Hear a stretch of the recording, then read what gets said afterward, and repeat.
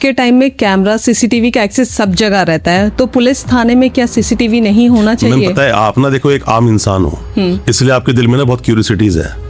एक छोटे बच्चे के दिल में बहुत क्यूरियोसिटीज होती हैं, है ना, कि भाई मैं ये भी जान लूं वो भी जान लूं, पर वो बड़ा होते होते उसको वक्त पर छोड़ देते हैं उसके पेरेंट्स। कोई नहीं बेटा, अपने आप सीख जाएगा। होता है ना, बहुत कुछ हाइड किया जाता है। आपको ना ये कुछ ऐसा है मैम कि मैं आपको बता दूंगा ना, तो ऐसा ना हो कि हैंड ग्रेनेड दिया तो था आपको अपने प्रोटेक्शन के लिए, आपने वो खेल खेल में खोल लिया, खुद ही उड़ गए। ऐसा भी हो सकता है। जरूरी नहीं है गन किसी के हाथ में दोगे वो शूट कर ही लेगा, नहीं कर सकता।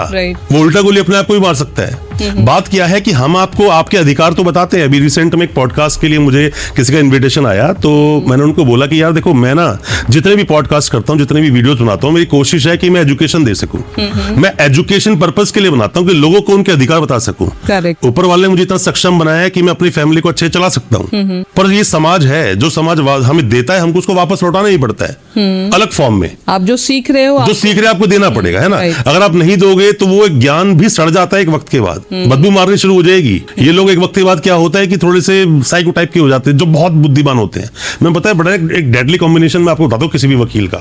एक वकील हो, पहली बात तो वकील के नाम के आगे विद्वान लगा हुआ है। हमारे नाम के आगे लगता है लर्नेड, एडवोकेट, जो भी कोई नाम हो। लर्नेड पहले लगा हुआ था, विद्वान बोलते हैं इसको। एक तो पहला वकील नॉलेजफुल हो, विद्वान हो। फिर बोल रहा हूं वकील के अंदर डेडली कॉम्बिनेशन क्या आता है, जब वो वकील छोड़ेगा ही नहीं। आप चाहे तो 7वें आसमान पे चले जाओ, चाहे तो पाताल में चले जाओ, अगर वकील के पल्ले पड़ गए ना, वकील खुद के निकाल देगा आपको, अगर ऐसा वकील होगा। पहला विद्वान हो, नॉलेजफुल हो, ढंग से नॉलेजफुल। दूसरा करेज हो, उसमें जिगरा होना चाहिए। तीसरा कॉन्फिडेंस होना चाहिए। कॉन्फिडेंस में क्यों बोल रहा हूं, हालांकि जिगरे को, करेज को हम उससे कंपेयर कर सकते हैं। मैं कॉन्फिडेंस क्यों बोल रहा हूं इसके अंदर, कॉन्फिडेंट होगा तो वो जानता है कि नॉलेज तो यही बोलती है बेटा।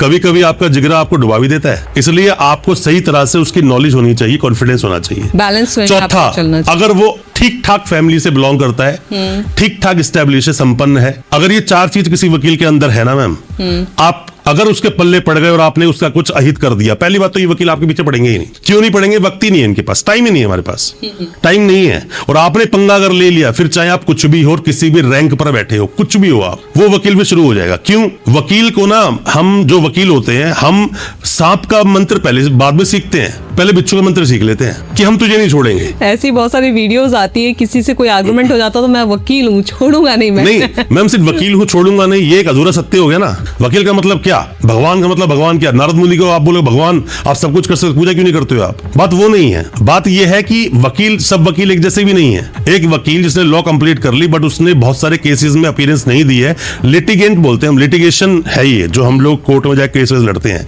बहुत सारे वकील हैं जो किसी भी ऑफिस में सिर्फ पेपर्स को ही कर रहे होते हैं, या सिविल में प्रैक्टिस कर रहे होते हैं, या फिर कॉर्पोरेट में कर रहे होते हैं, ना। सबकी प्रैक्टिस अलग अलग है। डॉक्टर सारे सेम नहीं होते।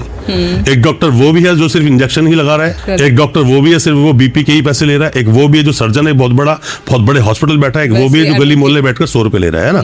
तो सब वकील अलग अलग होते हैं मैडम। पर वकील अपने आप में एक बड़ी ही खतरनाक आइडेंटिटी है। ये आइडेंटिटी अगर गलती से आपके दोस्त बन गई तो ये मेरा प्रॉमिस है कि आपको ज्यादा कुछ डरने की जरूरत है नहीं। और अगर ये पीछे पड़ गई तो डरने की जरूरत है। वो प्रभु राम ने एक छोटा सा वो फेंका था, तिनका फेंका था, और उसको चारों लोगों में जगह नहीं मिली थी छुपने की। तो सर, जैसा आपने कहा कि अगर 7 साल से पहले लड़की की डेथ हो जाती है तो आपको मिनिमम 7 साल की जेल होगी, ठीक है। तो मेरे खुद के सामने 2 केसेस आए थे। एक पे दोनों की वाइफ की हत्या का दोनों का जजमेंट था, एक पे 302 का केस था, एक पे 304 का। जनरली कहते हैं 302 जो है वो 304 से ज्यादा स्ट्रांग होता है, बट 304 वाले को 10 साल की सजा हुई और 302 वाले को 3 साल की सजा हुई। ऐसा क्यों? मैम हो ही नहीं सकती, ऐसा ही हुआ था, हो ही नहीं सकती। पेपर में आया था सर ये। देखो, अगर आया है तो वो ऑर्डर ही गलत है। ऑर्डर गलत क्यों है? देखो, देश में ना कानून में हर सेक्शन के साथ में सेक्शन मतलब पनिशमेंट लिखे हैं। वो ये बोलता है, जो आपने बोल 7 साल की सजा आप बोल रहे हो वो ठीक है, पर मर्डर केस में 2 ही सजा है, या तो उम्र कैद है या फांसी है। जब सजा ही 2 है तो कोई 10 साल भी नहीं दे सकता, 20 साल भी नहीं दे सकता। एग्जैक्टली, मेरा क्वेश्चन भी यही है सर कि या तो आप कंप्लीटली दोषी हो या तो आप कंप्लीटली आप निर्दोष हो। तो अगर आप निर्दोष हो तो आपको 3 साल की भी सजा नहीं हो सकती। तो 3 साल की सजा उससे हुई तो उसको मैम बताए, उसको ये हो सकता है कि उसको 302 में एक्विट कर दिया गया हो, बरी कर दिया गया हो, बट किसी और चीज में जिसमें उसकी इन्वॉल्वमेंट पाई गई हो और उसकी सजा 3 साल तक ही रही हो सकता है मान लीजिए कि किसी इंसान को जाकर एक बंदे तो मर गया, ठीक है, मर गया, उसमें उसकी इन्वॉल्वमेंट नहीं है, बट किसी इंसान को उसे थप्पड़ पर लात घुसे मारे, 323 में मुकदमा दर्ज हो गया, हो सकता है सजा उसमें हो गई हो कि नहीं, इसने मर्डर नहीं किया बट मारा है, ये सब एविडेंसेस है। ओके, तो ये हो सकता वहाँ है, पे थोड़ी तो वहां उसको शिफ्ट कर दिया होगा, ये हो सकता है। बट मर्डर केस में हम 2 ही सजा है, या उम्र कैद या फांसी, ये बदलेगी नहीं। एग्जैक्टली, हम लोग भी शॉक्ड हो गए थे न्यूज पढ़ के कि कैसे 3 साल की इतनी मिनिमम सजा। नहीं देखो, मैं वही बता रहा हूं मैं आपको कि हमेशा ना बोलते हैं कि कभी भी असत्य से ज्यादा अर्ध सत्य हानिकारक होता है। राइट, हम कई चीजें अर्ध सत्य जान लेते हैं, आधी बात जान लेते हैं, जैसे कि बोलते हैं कि लड़की को अगर टच भी किया तो लड़की आपको जेल भेज सकती है, ये अधूरा सत्य है। अधूरा सत्य, अधूरा सत्य। बट कानून में तो ये भी है कि घूर के देखना तक अलाउड नहीं है। बिल्कुल है, मैं आपको बताता हूँ रिसेंट का केस अभी सेक्शन 12 में हमारा एक बंदा पॉक्सो में, जिस बंदे पे एफआईआर दर्ज हुई, और किस पर हुई दर्ज, उसने कुछ किया भी नहीं है, सोशल मीडिया पे था सिर्फ वो, और वो अवेलेबल भी नहीं था, उसकी आईडी लॉगिन थी। ओके, सेक्शन 12 लगा। किसी बच्चे को अगर गलत नीयत से आप देख भी रहे हो, अब सवाल है गलत नीयत, देखना नहीं, गलत नीयत, इंटेंशन।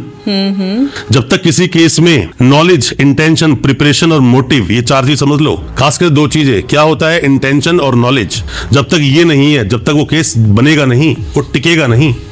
किसी इंसान ने किसी को मार दिया, इसीलिए मर्डर के अंदर सेल्फ डिफेंस का क्लॉज है। किसी को हर तरह, किसी इंसान को मार दिया तो मारना कोई अपराध मतलब कि मर्डर ही नहीं है, वो सेल्फ डिफेंस भी हो सकता है। राइट, वो खुद को बचाने के लिए भी शायद सामने। अभी आप सामने बैठे हो, मान लीजिए कुछ भी आपकी इंटेंशन है, सामने से आपके पास कोई गन है, आपने किसी ने मुझे गोली मार दी, मुझे गोली लगी, और मुझे अभी फिलहाल ये निकलना, और मैंने ये उठाकर गलती से आपको मारा, अब गलत जगह पे सर पे लग गया और आप वहां मर गए, तो ये मर्डर थोड़ी है, सेल्फ डिफेंस। मैं प्रिपरेशन थोड़ी करके आया था घर से, गन ले, आप तो गन तो आप लेके बैठे थे। करेक्ट, प्रिपरेशन मेरी, आपको मोटिव आपको मारने का नहीं था। सजा तो इसमें भी है। नहीं, सजा मुझे नहीं होगी, मैं बरी हो जाऊंगा इसके अंदर, मैंने कुछ किया ही नहीं ना अपराध। गोली किसने चलाई, पहले गोली चलाई आपने चलाई। बट हमारे देश में तो कानून को हाथ में लेने का अधिकार नहीं है, बट जुर्म करने का पूरा अधिकार दिया जाता है। दोनों ही नियम है, ना तो आप कानून को हाथ में ले सकते हो, ना जुर्म कर सकते हो। पर जुर्म, देखो मैं फिर बता रहा हूं मैम, फिर पैसे पे ना बार बार गाड़ी अटक जाती है।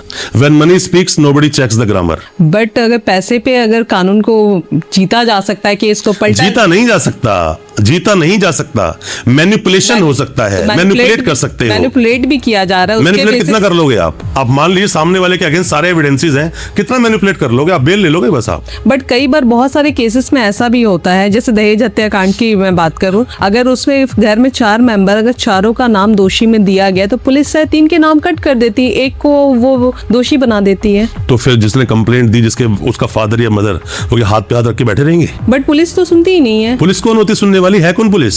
तो फिर सर्विस सर्वा है पुलिस। आप जब कंप्लेंट दोगे, पुलिस का मन करे नाम डाले, पुलिस का नाम करे नाम हटा देंगे, ये पुलिस का काम है? कोई काम नहीं पुलिस का ऐसा। तो अगर नाम नहीं डाला तो आपके पास राइट है, आप जगह एप्लीकेशन दो आगे मजिस्ट्रेट साहब को, उनको बताओ कि सामने और दूसरे बंदों की इन्वॉल्वमेंट कैसे कैसे है।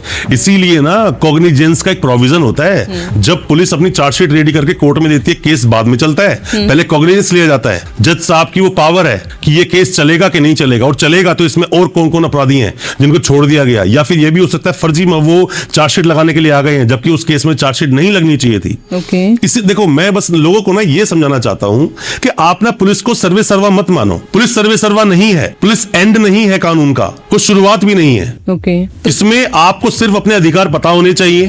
देखो आप ना मैम, ऐसा होता है कि हर चीज के लिए हम एक अपने साथ में एक सेफगार्ड खड़ा कर दें, ये इतना इजी नहीं है। पहले बोलते चैरिटी बिगिंस फ्रॉम होम, पहले आप अपने आप से अपने आप को पहले ट्रेंड करो कानून के मामले में। मैं कह रहा हूं कोई शिक्षा लो चाहे मत लो, कोई किताब पढ़ो चाहे मत पढ़ो, कानून किताब जरूर पढ़ो। इसलिए पढ़ो कि आजकल ना आप घर में भी सेफ नहीं हो, पड़ोसी आपको इतना परेशान कर दे, घर बेच के भागना पड़ जाएगा आपको। बाहर आप सेफ नहीं हो, आप स्कूटर पे जा रहे हो, आप स्कूटी पे जा रहे हो, अपनी गाड़ी में जा रहे हो, तो कोई ना कोई आके आपको वो बियर पीता हुआ जा रहा है, बोतल फेंक के चला गया, वहां क्या करोगे आप? घर पे आके बैठ जाओगे आराम से।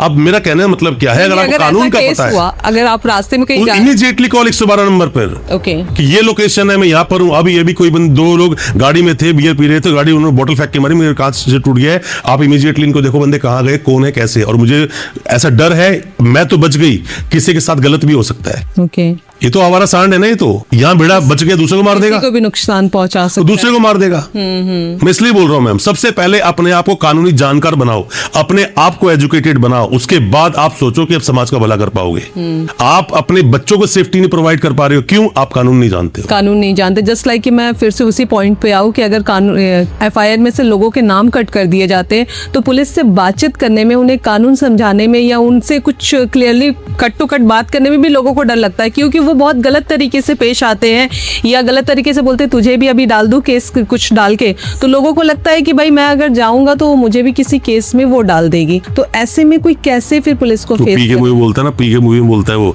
हमें सिखा रिया है वो वाला